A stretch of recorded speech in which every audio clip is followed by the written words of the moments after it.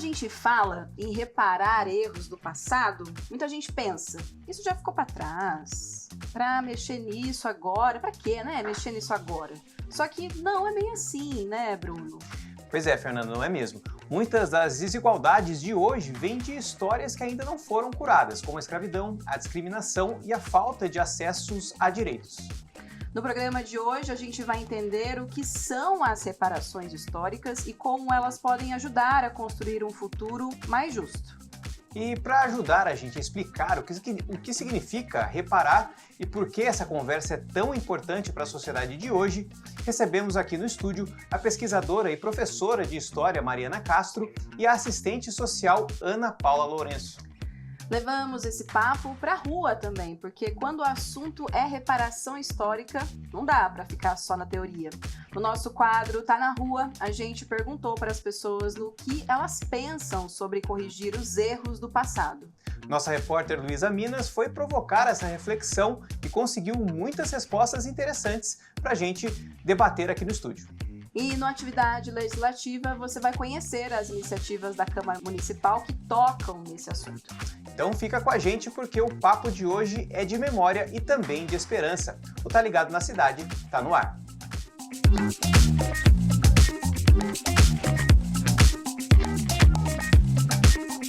Você já ouviu falar em cotas, indenizações a anistiados políticos ou reconhecimentos de territórios quilombolas? Tudo isso é parte de um debate sobre reparações históricas. E esse assunto, Bruno, sempre levanta discussão. Alguns acham essencial, outros questionam. Mas, no fundo, a gente está falando de um tema que mexe com o presente e não só com o passado. No Tá Ligado da Cidade de hoje, a gente vai falar sobre o que significa reparar e por que esse debate gera tanta polêmica e como ele também chega a São José dos Campos. Para a gente ter esse papo, temos aqui no estúdio a pesquisadora e professora de História Mariana Castro e a assistente social Ana Paula Lourenço. Meninas, muito bem-vindas ao Tá Ligado na Cidade. Obrigada. Obrigada, prazer estar aqui. Olha, Mariana, eu queria começar com você, a pergunta, né, principal, né, acho que todo mundo deve estar se questionando, a gente vai ficar falando sempre, né, reparação histórica, por que a gente tem que ficar pedindo desculpas, né, pelo passado, mas na prática, o que isso significa, né, no o conceito reparação histórica? Bom, boa tarde, obrigada pelo convite. Como professora de História, né, militante da Uniafro pela Educação e coordenadora do Cursinho Popular Núcleo Iabás, que trabalha com a Lei 10.639, né, que obriga o ensino de História e Cultura africana e afro-brasileira nas escolas, para mim é de fundamental importância a gente ter conhecimento, né, da construção histórica do nosso país, principalmente no que remete o acesso à terra. Então, dentro de um panorama mais amplo, né, do colonialismo, né, das invasões europeias do século XVI, é muito importante a gente entender como se deu o processo de racialização, né, e como isso se deu em relação ao acesso à terra mesmo, né, feito de maneira exploratória, né, de maneira através da monocultura, né, do latifúndio e da escravização. Né, a escravização moderna, né, essa escravização que trouxe milhares de pessoas africanas escravizadas, não só para o Brasil, mas para o continente americano todo. Né? E aqui no Brasil, isso vai gerar consequências drásticas, né, em toda a América e aqui no Brasil também, né, especificamente levando em consideração que a gente é o país que mais recebeu a população escravizada de origem africana. Sim. Então, bom... Acho que foram em torno de 12 milhões, né, se eu não me engano, pelas nossas pesquisas, o nosso E a gente produtor foi o último também. país também a abolir a escravidão, né? Acho que isso também ajuda um pouco nesse eco que ainda está fazendo nos dias de hoje, né? Trazendo lá para trás. Né? E metade desse valor, né, veio só para o Brasil. Os 12 milhões para a América toda e só para o Brasil veio metade. Então, assim, nós somos uma população negra, né? Então, isso é muito importante também de levar em conta, né? E como que esse processo de racialização, ele vai hierarquizar povos hierarquizar pessoas e hierarquizar culturas. Ana, a gente estava falando um pouquinho aqui no off na questão de que você também usou as cotas, e as cotas te ajudaram bastante, né? Na questão de você começar a sua vida na universidade, enfim. Como é que foi para você também, né, o uso das cotas, enfim, como que as cotas te ajudaram também nesse início do seu processo também? Obrigada por estar aqui, primeiramente. Foi essencial, assim, para que eu pudesse acessar, né? Porque muitas pessoas tendem a falar que é sobre capacidade, né? E como já foi dito, é sobre o não acesso de algumas pessoas, de alguma camada da sociedade que não tem aquele acesso, não consegue se inserir em alguns locais, né? E aí, pensando que a gente é a maioria negra no país, pensar como que essa maioria foi minorizada, né? Que em maior número, mas em menor acesso nesses locais. Então, para mim, assim, foi essencial para que eu ingressasse, para que eu fizesse primeiro um cursinho popular que já pensa em toda essa estrutura, já entende o quão relevante é um pouco de equilíbrio disso, né? Uma reparação, de fato, desse sistema que deixou as pessoas negras para trás. E para que depois eu ingressasse à universidade mesmo, através das cotas, o mestrado, o doutorado, enfim. E o ano de ingresso que eu entrei na Unifesp, que foi em 2016, foi o ano em que 50% dos ingressos foram de cotistas. Uhum. Então, é bem discrepante as turmas anteriores a esses anos, as turmas que eu conheci, e a partir da minha turma, né? O quão muda de cor, de certa forma, as pessoas que ingressam a partir desse ano ali, pelo menos na Universidade Federal de São Paulo. Que ótimo ouvir isso, que bom. Ó, a gente tá, o papo vai ser muito bom, hein, Bruno? Olha, a gente vai levar essa discussão para fora do estúdio com o quadro Tá na Rua, né? É isso, a nossa repórter, né, Luísa Minas? Pois é, a nossa intrépida repórter Luísa Minas foi saber das pessoas, né, se é possível reparar o passado e como a gente pode fazer isso nos dias de hoje. Então vamos ver o que a galera tem a dizer.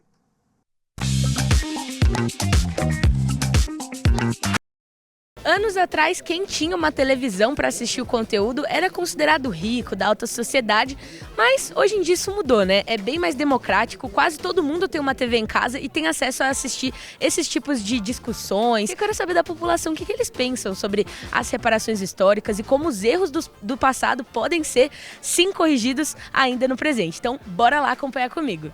Camila, então me conta, para você, como que é a forma de justificar os erros do passado, consertar os erros do passado? Para você existe isso? Eu acho que a gente tem muito que aprender com o que já foi feito para melhorar para o futuro, né? E assim, nesse assunto que está bem em alta agora, das cotas e tudo mais, você acha que uma das formas da gente reparar o passado também é dando oportunidades, é com justiça, política pública? Bom, o assunto da cota eu acho que ele tem que ser mais aprofundado, né? Na verdade, eu acredito que a gente não vai conseguir reparar apenas com a questão da cota. Eu acho que a cota é importante porque a gente tem um problema na base da educação, mas eu acho que a gente tem que saber o que a gente errou lá atrás pra gente corrigir e melhorar lá pra frente. É isso aí, bora pro próximo.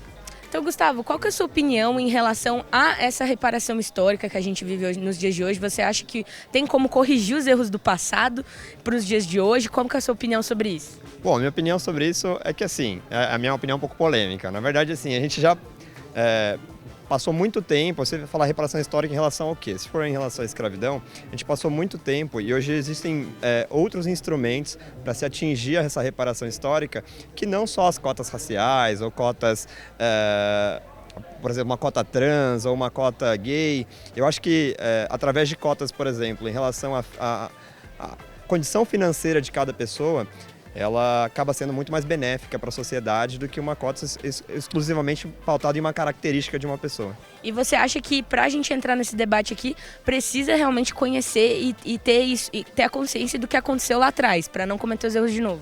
Não, claro, é importante. A história nunca pode ser esquecida, né? A história tem que ser sempre relembrada para que não se cometa os mesmos erros do passado. Gente, tô aqui com o Felipe. Então, Felipe, primeiramente já me conta um pouquinho sobre a sua opinião sobre esse tema. Você acha que é possível reparar o passado hoje no presente e como é possível fazer isso?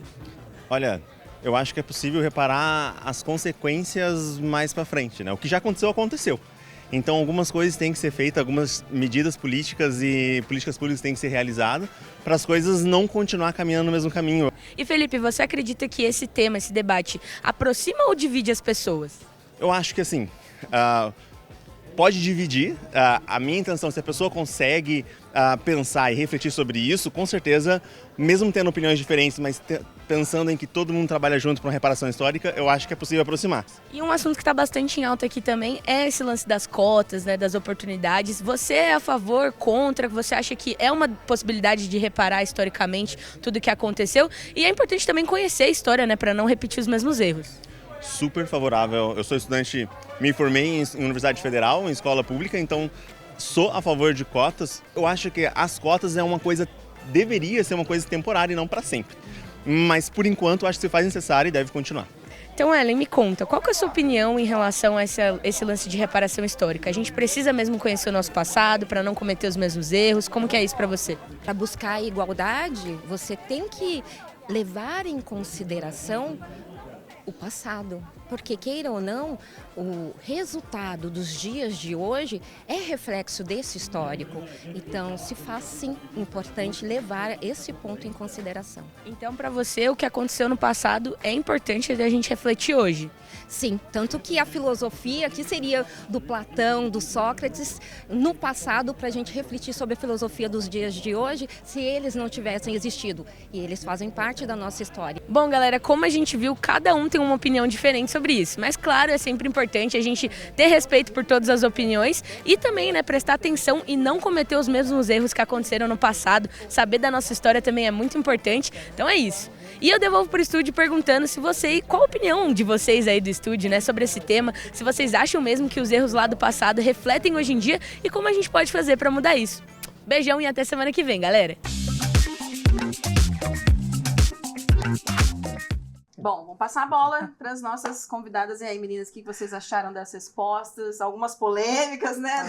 Ficamos um pouco incomodadas aqui, mas e aí, o que vocês podem dizer? E eu já emendo a pergunta, por que a questão de cotas também ainda hoje é uma questão tão polêmica como ele até falou assim, minha opinião é polêmica quanto a isso. Por que ainda gera uma polêmicazinha?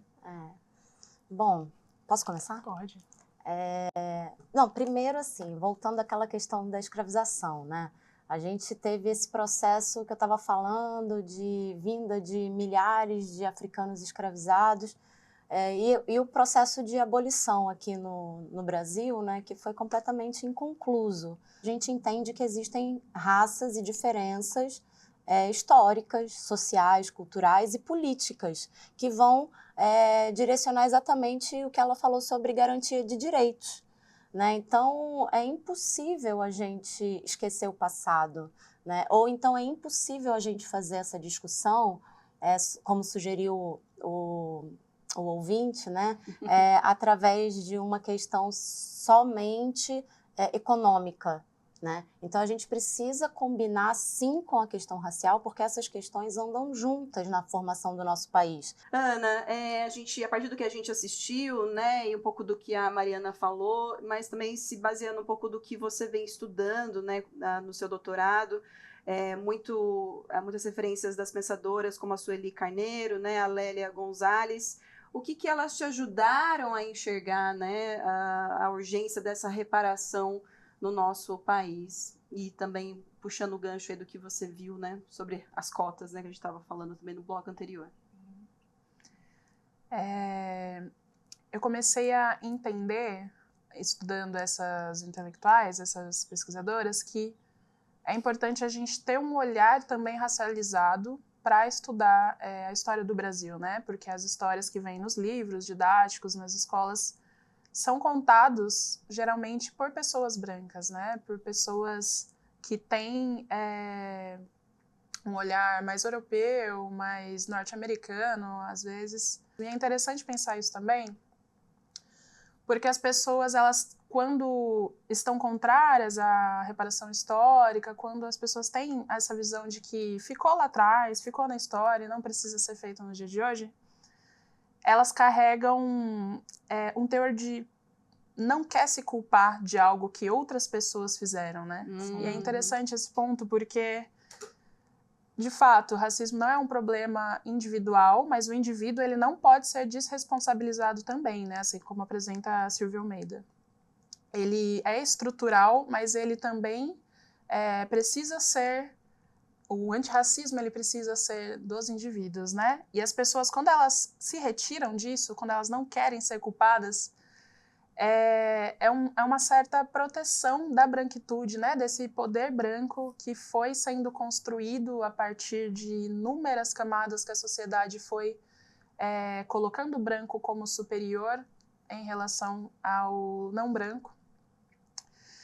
E quando a primeira entrevistada, acho que Camila, traz a gente precisa mudar, a gente precisa... Eu acho bem interessante essa fala dela, porque o agente é de fato o que precisa ser feito, né? Não tem como as pessoas que escravizaram lá atrás, que já faleceram, terem uma outra conduta hoje. Tá rendendo bastante, a gente vai ter mais um bloco aqui com elas pra gente continuar conversando sobre isso, né, Bruno? Então a gente vai para mais um intervalinho e já a gente volta com mais desse papo aqui que vai render ainda mais um pouquinho.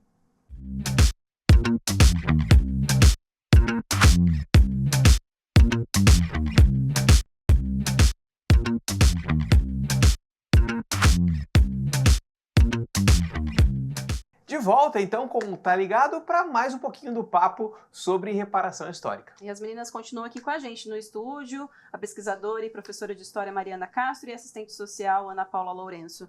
Eu tinha perguntado, né, no bloco anterior, Ana, sobre os trabalhos que estão sendo feitos aqui em São José para continuar discutindo, né, esse tema, né, a valorização da comunidade negra aqui na região. Que trabalhos você vem vendo, tanto culturais, mas também de pesquisa, que você pode trazer, né? Você estuda fora daqui da região, né? Mas desses estudos lá, o que você acha que dá para aplicar aqui?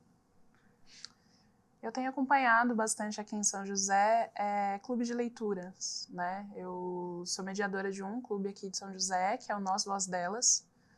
E a gente, embora não seja um clube de leituras negras, é um clube que a gente lê mulheres diversas, a gente só faz leitura de mulheres. E eu, enquanto estudante de raça e gênero, também já me faz bastante sentido. E nesse clube, que foi onde eu, inclusive, comecei a estudar sobre relações étnico-raciais e gênero, eu entendo que seja importante, né, a gente acessar outras literaturas, porque às vezes a gente fica só em um tipo de literatura, só em um tipo de escritor, né, em uma pessoa, enfim. E nesse clube a gente lê bastante pessoas negras, né? Sendo aqui do Brasil ou fora do Brasil. A gente leu esse mês agora, sábado passado, Paulina Tiziane.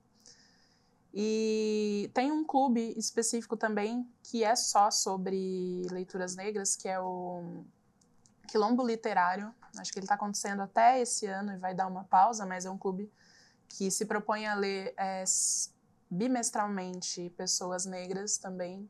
E Ana, como você sente, até eu ia perguntar, mas a Mariana já colocou né, o que precisa ser feito a mais, né? Porque a gente tem a questão das cotas, mas aí você falou da questão da PEC também, que é da criação desse fundo, enfim. Sim. E estudado, pelo que a gente pesquisou, né, é muito discutido como em Portugal foi assim, né? Como seria, ou para quem seria esse fundo destinado, essa verba para essa reparação histórica? Eu acredito que a gente precisa voltar também na raiz, né? Precisa voltar na onde tem se iniciado esses problemas, né? É preciso que, assim como o Sueli Carneiro traz, que sejam enegrecidos os espaços, né? Ela fala sobre o enegrecimento do feminismo. Enquanto uma feminista negra, ela tem essa fala. Mas eu estudo, por exemplo, o enegrecimento do serviço social, né? Das pautas que a gente traz no curso de serviço social, uma vez que a maior parte das pessoas atendidas são pessoas negras na assistência, isso é dado. Então, em espaços de poder, as pessoas precisam ampliar essas pessoas não brancas que estejam ali nesse lugar, né? Então, acho que é interessante para que as políticas possam vir direcionadas às pessoas que precisam daquilo, que precisam de garantias de direito. É bem diferente uma pessoa que não vive aquilo, uma pessoa que não tem contatos com alguém que vive aquilo, que não tem essa percepção, muitas vezes, de que pessoas negras precisam disso, essa é uma especificidade, essa é outra. E se as pessoas não estiverem ali no poder, né? Se as pessoas não estiverem ali junto para fazer, para legislar, para escrever leis e, enfim. Exato. E é o que a gente vai falar no próximo bloco, na atividade legislativa, mas antes, Mariana e Ana, muito obrigada, viu, pela presença de vocês, por esse papo riquíssimo aqui, histórico, sei lá, eu estou sem palavras para dizer. Por aí vai. Inenarrável, né? Mas, olha, obrigada mesmo, de verdade, que vocês continuem, né, com o trabalho de vocês aí, firmes e fortes, para continuar, né, ensinando, né, mas não só afirmando, não só no mês de novembro, como você mesmo falou, mas em tantos outros momentos, né, em todo o ano, né, para a gente trazer esses temas, né, essa reparação histórica, esse tema de reparação histórica. Muito obrigada. Obrigada, pra gente é um prazer também. Prazer.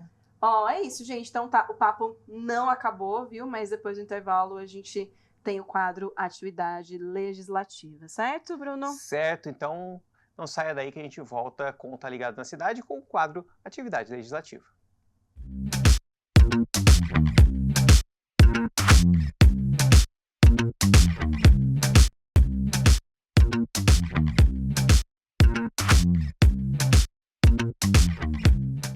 Estamos de volta com o Tá Ligado na Cidade. Chegou a hora da gente falar sobre os trabalhos da Câmara Municipal de São José dos Campos. É a hora do quadro, então, Atividade Legislativa com o nosso querido Lucas Guerra.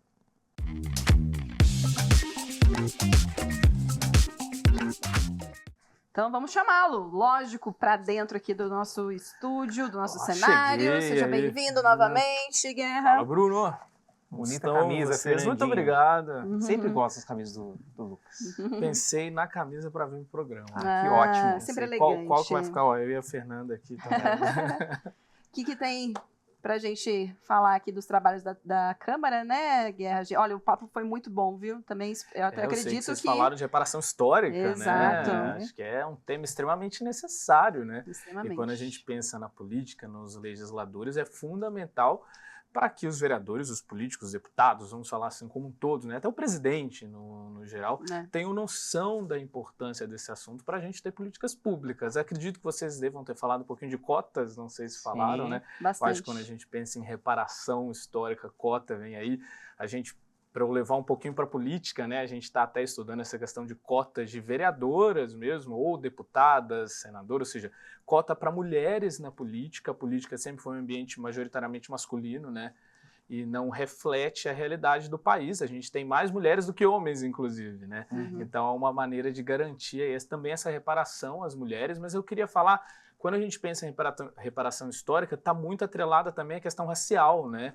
E eu queria falar de políticas públicas aqui da cidade. A gente tem o CONPIR, que é o Conselho de Promoção à Igualdade Racial aqui na cidade. Então, é um conselho para estar reunindo a sociedade, trabalhando ações e políticas voltadas para a igualdade racial e garantia dos direitos dos negros e afrodescendentes em São José dos Campos, que isso é fundamental. A gente sabe que o preconceito está aí e a gente saber que existe um conselho para estar investigando essas questões, apurando a situação dos negros e garantindo políticas públicas de acesso para a gente ter aí essa equiparação, essa justiça social é fundamental.